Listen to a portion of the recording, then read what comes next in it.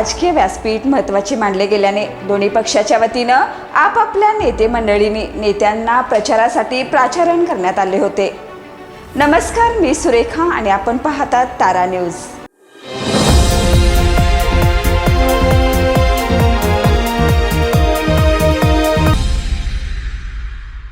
पंतप्रधान हे मंडलिक आणि माने यांच्या प्रचारासाठी कोल्हापुरात आले होते।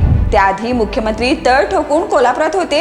यावेळी रात्री उशिरापर्यंत अनेक राजकीय नेते मंडळीसह अधिकारी उपस्थित होते। बंद दाराआड झालेल्या चर्चेला मात्र उधाण आलं आहे। यामुळे विरोधी राजकीय गटाने याच्या चौकशीसाठी पत्रकार परिषद घेऊन ठणकावलं आहे। यामुळे सध्या जिल्ह्यात चर्चेचा विषय बनला आहे। मुख्यमंत्री शिंदे यांनी प्रत्येक मतदारसंघाचा आढावा घेतला।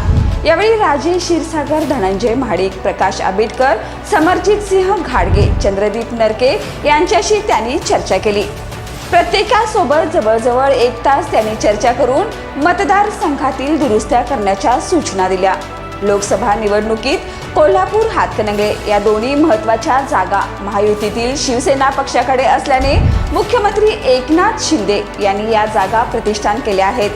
येथून शिवसेनेचा उमेदवार निवडून यावा यासाठी त्यांनी सलग 3 दिवस कोल्हापूरमध्ये तळ ठोकला। जास्तीत जास्त मताधिक्य खेचण्याचा प्रयत्न करा असं त्यांनी यावेळी सांगितलं।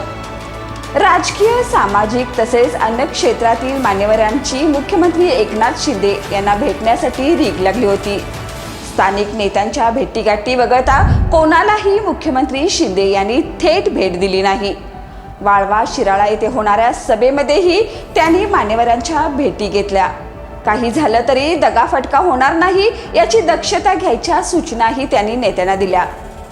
कागलवर त्यांचे जास्तीत जास्त लक्ष असून या मतदारसंघातून मोठे मताधिक्य खेचून आणा अशा सूचना त्यांनी कागल विधानसभा मतदारसंघातील तिघाही नेत्यांना दिल्या आहेत। याचा संदर्भ घेत आमदार सतेज पाटील यांनी पत्रकार परिषद घेऊन मुख्यमंत्री यांना भेटण्यासाठी आलेल्या लोकांची चौकशी लावण्यात आली असल्याचं त्यांनी सांगितले।